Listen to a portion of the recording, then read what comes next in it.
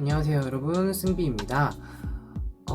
어제 그러니까 12월 14일에 혜영이가 오랜만에 V앱으로 인사를 했잖아요. 정말 오랜만에 보는 거죠. 저도 반갑게 좀 시청을 했었는데 그냥 팬들하고 오랜만에 소통을 하는 그런 내용, 뭐 딱히 어떤 목적이나 주제를 정하고 하던 소통 방송은 아니었지만 어제 좀 핵심적인 이야기가 오고 갔었어요. 사생팬에 대한 언급이 좀 나왔었는데 나름 직접적으로 얘기를 했던 것 같아요. 방탄소년단을 대표해서 스스로 그렇게 언급을 하면서 사생팬에 대한 얘기를 했었는데, 빅히트가 지금은 전세기를 운영을 하면서, 방탄소년단 전세기를 운영하면서 해외 투어나 뭐 일정 같은 걸 소화하고 있죠. 아마 그 전세기가 등장하게 된 배경도 사생팬들과 연관이 되어 있었을 거예요.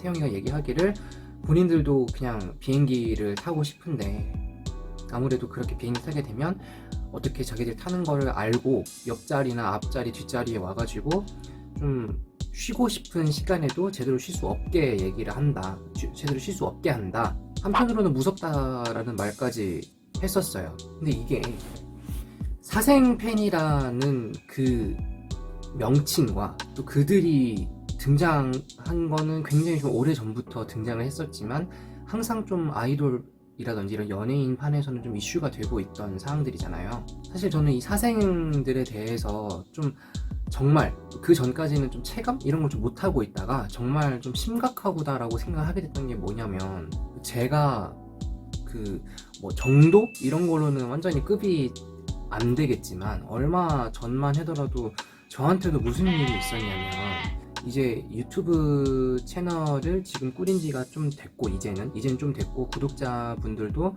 나름 좀 많이 생겨난 덕에 바깥에서 저를 알아보시는 분들이 종종 계세요.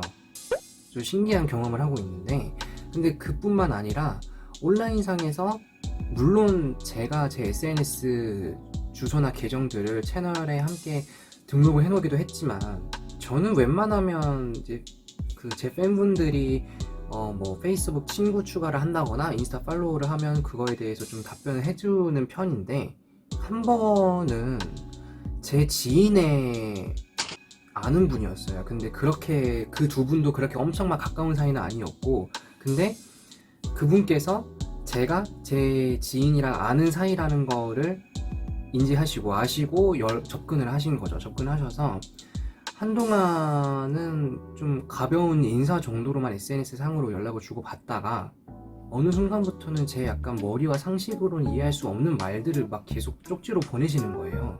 그게 몇 번 반복되다 보니까 이제 저도 약간 좀 무서운 생각이 들어서, 그때는 그분에게 뭐 사정 설명할 그런 것도 없이 그냥 그분을 바로 차단을 해버렸고, 또 한 번은 좀 어린 친구한테 이제 메시지가 왔는데 본인의 사진을 저한테 계속 보내시는 거예요.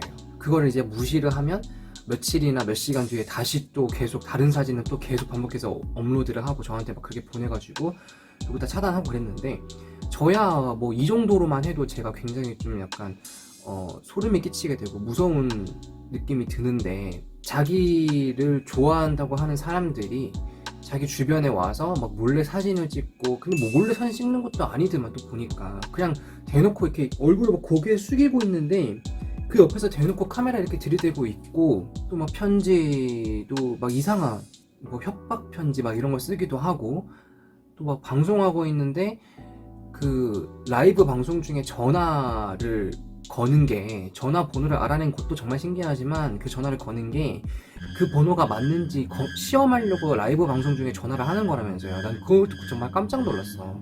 그래서 사생이라는 게 와, 정말 이게 그냥 단순히 좀 엇나간 팬심만은 아닌 것 같다. 약간 좀 솔직히 상식적으로 정말 이해가 되질 않아요.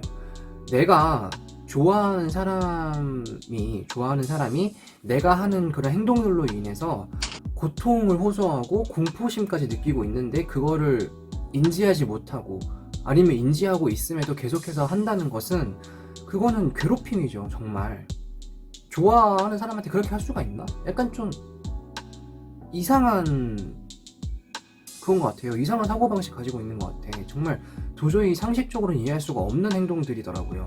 특히나 이게 물론 아티스트와 그 사생팬 사이에서의 문제도 굉장히 큰 문제이지만 거기에 더 나아가서 이게 그 둘의 관계뿐만이 아니라 이제는 연예인이 아닌 비연예인, 일반인 분들까지 피해를 보는 상황도 가끔씩은 발생이 하잖아요. 와, 이거는 정말 좀 심각한 문제구나. 나라는 사람이 이 문제에 대해서 어떻게 좀 해결할 수 있는 방법은 사실 없기도 하고, 단지 그 행동은 정말 잘못된 행위라는 걸 내가 얘기를 했을 때 그분들이 인지만 했으면 좀 좋겠는데, 뭐 나름대로 그분들 딴에는 내 시간과 내 돈을 들여서 정성을 들여서 하는 행위인데 너네가 뭐라 할 수 있는 그게 되냐라고 말할 수도 있으려나? 있겠는지 모르겠지만 그거는 그 엇갈리고 빗나간 사랑과 정성이 아니라 폭행입니다. 당하는 사람에게는 본인들이 싫다잖아요. 본인들이 당신들이 무섭다는데 왜 계속 그런 행동을 하는지 모르겠어요.